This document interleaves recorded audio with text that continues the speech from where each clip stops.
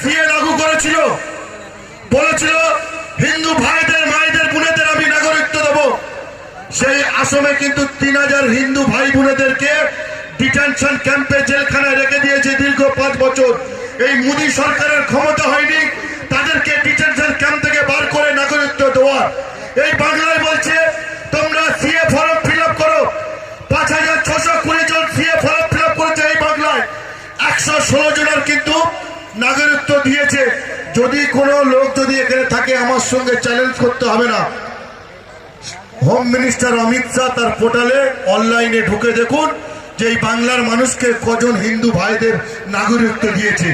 শুধু হিন্দু মা ভাই বোনদেরকে বিভ্রান্ত করে শুধু নিজেদের ক্ষমতা জাহির করার জন্য কিন্তু বদ্ধপরিকর।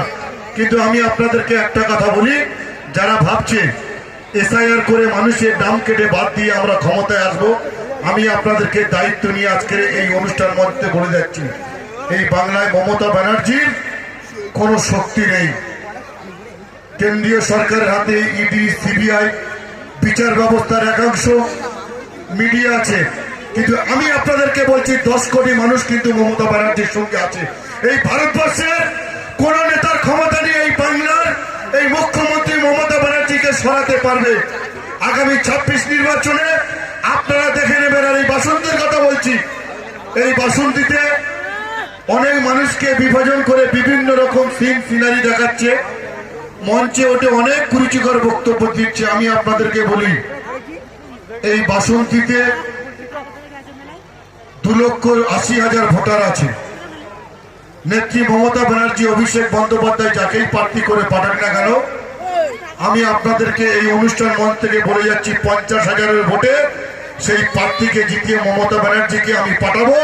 এবং এই এখানকার মানুষ, এই অঞ্চলের মানুষ যে 82,000 লক্ষ্মীর ভান্ডার মায়েরা পায়, স্বাস্থ্যসাথী কার্ড এই বাসন্তী ব্লকের 13,000 শুধু বেনিফিশিয়ারি হোল্ডার আছে, তার ফ্যামিলি ধরলে মিনিমাম হচ্ছে 90 থেকে 80,000।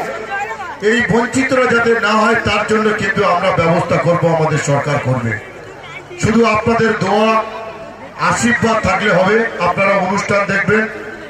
আমি আমার বক্তব্য এখানেই সংক্ষিপ্ত করছি। শুধু আপনাদেরকে একটা কথা বলবো, আপনারা চোখখান খোলা রাখুন, আপনারা সতর্ক থাকুন, গুজবে কান দেবেন না। আবার কিছু মানুষ জুটেছে এসআইআর এর নাম করে যে তোমার ভোটার লিস্টের নামটা তুলে দেবো, 5,000 টাকা দাও, 2,000 টাকা দাও। আমি আপনাদেরকে বলছি, কোনো ব্যক্তি যদি এরকম কথা বলে সেই লোকটার নাম আর মোবাইল নাম্বারটা আমার হোয়াটসঅ্যাপে পাঠিয়ে